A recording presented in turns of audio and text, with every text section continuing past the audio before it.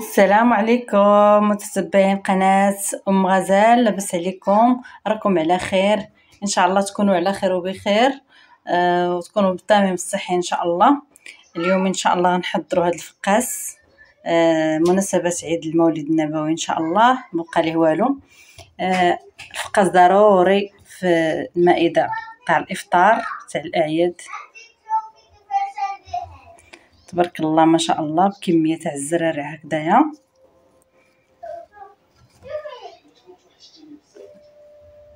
ما كيتشقق ما حتى شي حاجه كيف كتشوفوا، تبارك الله. تبعوا الفيديو حتى الاخير ان شاء الله.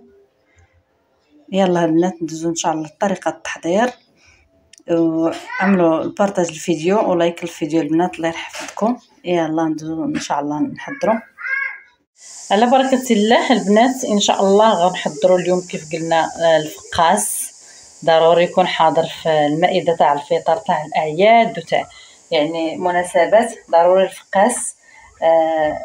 دابا ان شاء الله كيف قلنا العيد المولد النبوي على الابواب، فنحضروا هذا الفقاس هذا ان شاء الله على بركه الله.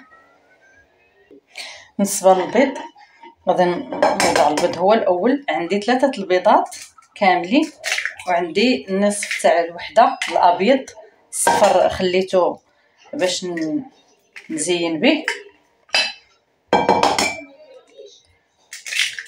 3 وابيض تاع وحده. عندي شويه الملح تاع ديال الذوق. عندي السكر سنيده، يعني كاس صغير ما يعادل نصف كاس تاع العنبه. بالنسبه للحلاوه اللي كيبغي الحلاوه زايده راه يعني يعمل كاس العنبه ما عامرش. انا كنقص الحلاوه باش ما يجينيش الفقاس حلو. غادي نطرب هاد المكونات، غنحاولوا نطربوا شويه الخليط ديالنا باش يعطينا يعني هكا يولي خليط ناصع.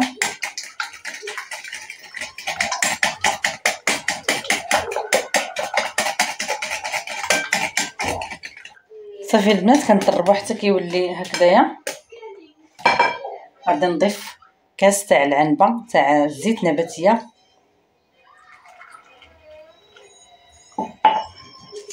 وعندي واحد سكر الفانيليا.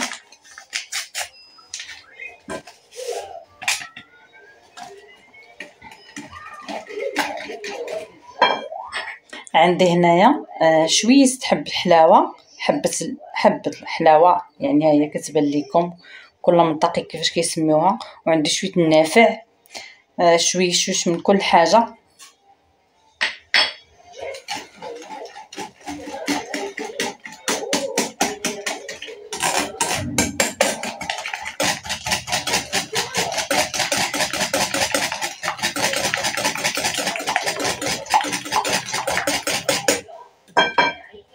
صافي اللوز عندي هنا، اللوز انا غير مسحته ما غسلته ما درت ليه لا ما زهر لا والو. تيجي هو هذاك تيتحمر كيجي زوين بلا ما نفزقوه ما حتى شي حاجه. عندي هنايا 80 غرام هذاك اللوز البلدي الصغير كيجي بنين. يمكن لكم تعملوا اي لوز متوفر عندكم في البيت ديالكم. عندي هنا 80 غرام.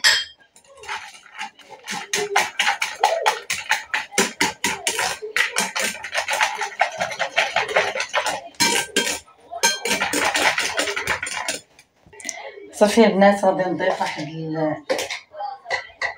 معلقه صغيره تاع الشوكولاط الحليب، يمكن لكم تعوضوها بالفلان كراميل. غير معلقه صغيره للمذاق وتعطينا اللون هكايا اللوين كيجي زوين.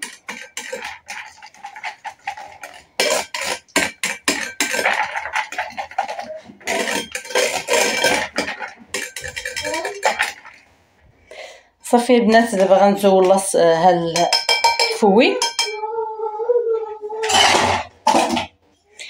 بالنسبه للخميره غنوضع صاشيه من فئه 8 غرام ونص، لان الجو سخون. الا كان الجو بارد غتعملوا وحده كامله، جوج كاملين. غنعمل 1.5. صافي البنات غنبقى نضيف الدقيق بالتدريج. الدقيق يكون نوعيه مزيانه.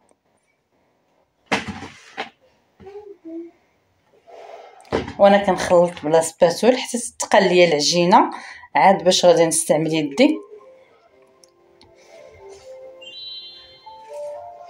انا غنخلط وغنقول لكم شحال خضات ليا تاع الدقيق.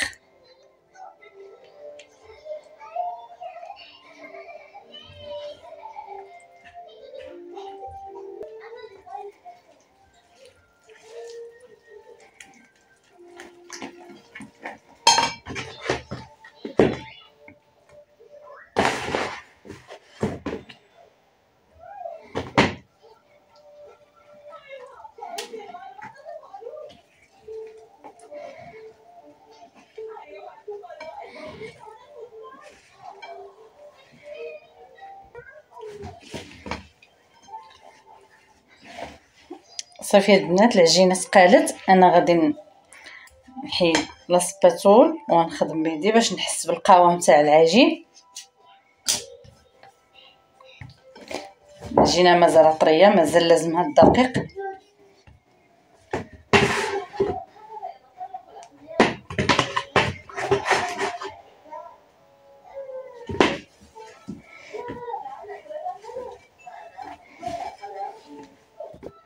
صافي البنات انا جمعت العجين ديالي. العجينه ديالي تكون طريه شويه، شفتوا، ما تكونش قاصحه، وطبعا ما تكونش مرخيه بزاف. تكون يعني هكا لينه. هذا سر من الاسرار تاع الفقاس، ما تيطرطقش. حتى هي العجينه ملي كتكون طريه ما تيطرطقش، ملي كتكون قاصحه راه تيتفرقع، تينشف، تيتفرقع، يبغي يتنفس هكذا. ومازال يعني غنهضروا على الطرق باش ما يطرطقش. صافي يا البنات انا غادي نمسح سطح العمل، وان شاء الله نرجع معكم باش نشكلوه. صافي البنات بالنسبه للعجينه ديالي ها هي ارتاحت واحد 4 دقائق. دابا غنقسمها لثلاثه الاجزاء، وغنحاول نساوي. اللي كبير غادي نقص منه وغنضيف في الاخر. حتى اللوز حاولوا تساويو. بالنسبه للبنات الدقيق هزات ليا 600 غرام، قل شي غرامات، قل شي 5 غرام. صافي حطوا 600 غرام، وممكن تهز لكم 600 غرام، ممكن قل شي غرامات، ممكن زايدين على حسب كيف كنقولوا الدقيق. صافي غنحربلو كيف بغيتو نتوما. بغيتو الفقاس ديالكم هكا كبير او صغير كيف ما بغيتو.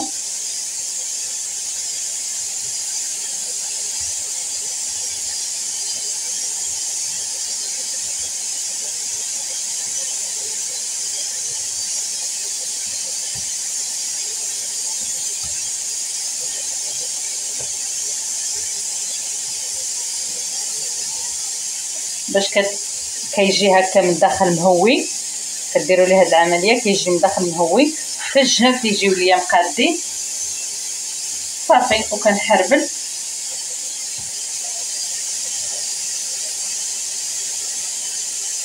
كيجيش لكم رقيق من الجوانب.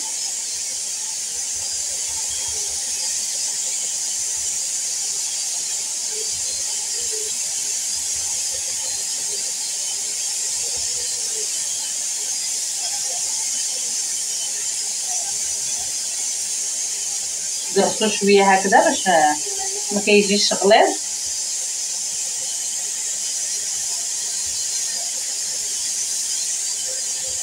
صافي كنحطو في الصينيه. صافي البنات كنجيب دابا الحراب ديالي. نتبع انا خليت هذا الفراغ في الوسط لان عندي الفران مجهد شويه من الوسط، فهذا كنتفادى باش يجيني الطياب مقاد. والحرب الثالث عملته في الصينيه واحده اخرى. صافي سرحتهم هكا.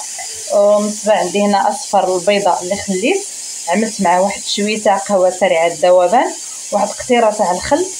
صافي غادي نحاول ندهن.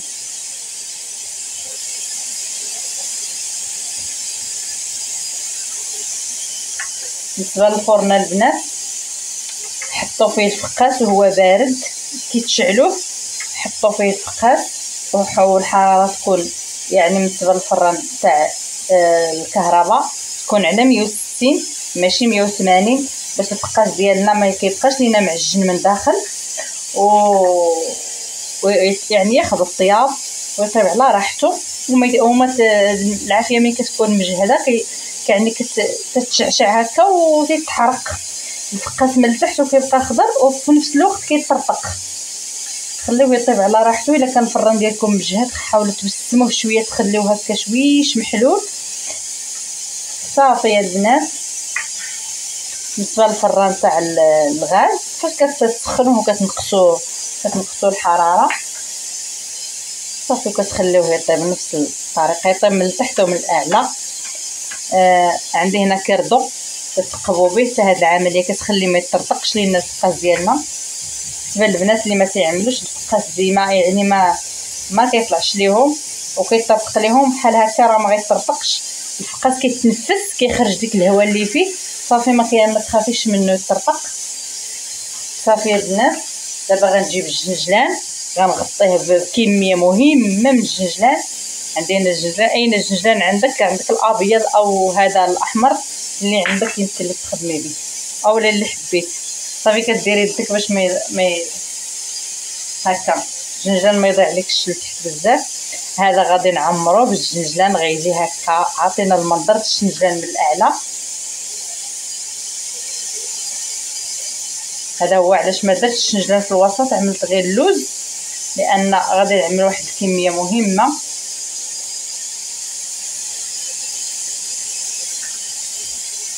يجينا هكا عامر بالجنجلان كيعطي منظر زوين وفي نفس الوقت كناكلو الجنجلان كنحسو يعني وكتحاولوا تثبتوه باش ما يطيحش في الطياب.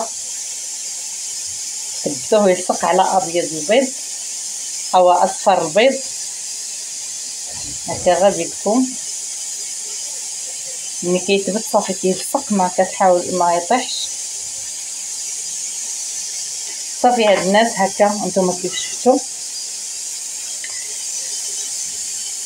غادي نكمل الكميه اللي بقات لي وكيف قلت لكم الطياب راك هضرت لكم عليه غادي نحطوه يطيب ان شاء الله ونرجعوا مع الشكل النهائي ان شاء الله كيفاش غادي نحمروه مازال. يلا صافي البنات الفقاس ديالي من بعد ما خرجته من الفرن غطيته بواحد الفوطه ما فزقتهاش لان كنت مزروبه عليه بغيت ندخلو المجمد. يعني فرشت لي الفوطه وغطيته دخلته المجمد 2 سوايع. هو راه براد لان مزروبه عليه لو كان غنخليه على برا غنفزق الفوطه. صافي دابا غندوزو ان شاء الله باش نقطعوه. صافي الفقاس ديالنا كيف كتشوفوا هو تبارك الله ما تشقق ما حتى شي حاجه. نتوما غتقطعوا كيف بغيتوه هكا مايل او بغيتوه يعني هكا مقاد. لا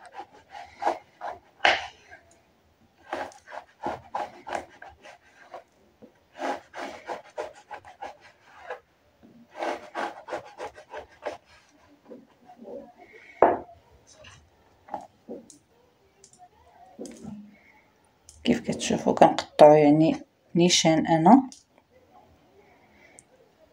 ما فيها لا كسور حتى شي حاجه.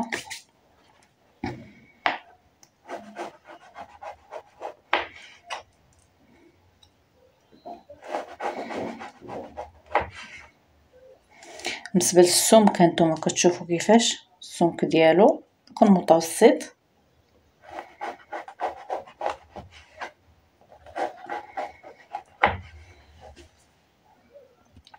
صافي البنات انا قطعته كامل كيف كتشوفوا تبارك الله.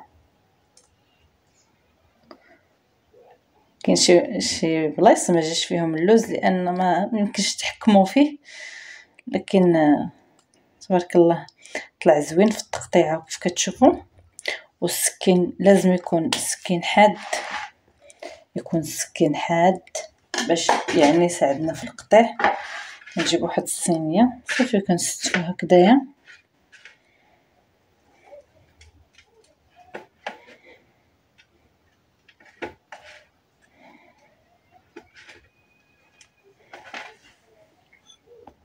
صافي البنات كيف كتشوفوا نستفتو في الصينيه.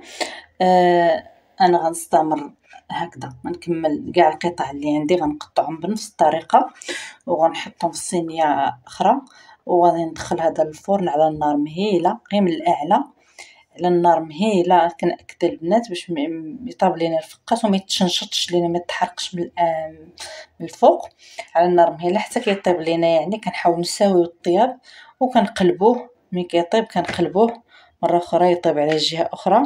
صافي كنستمر هكا حتى نكمل الكميه اللي عندي كامله ونرجع لكم ان شاء الله. هذا هو الشكل النهائي تاع الفقاس، هانتوما شفتوا تبارك الله الرحمن.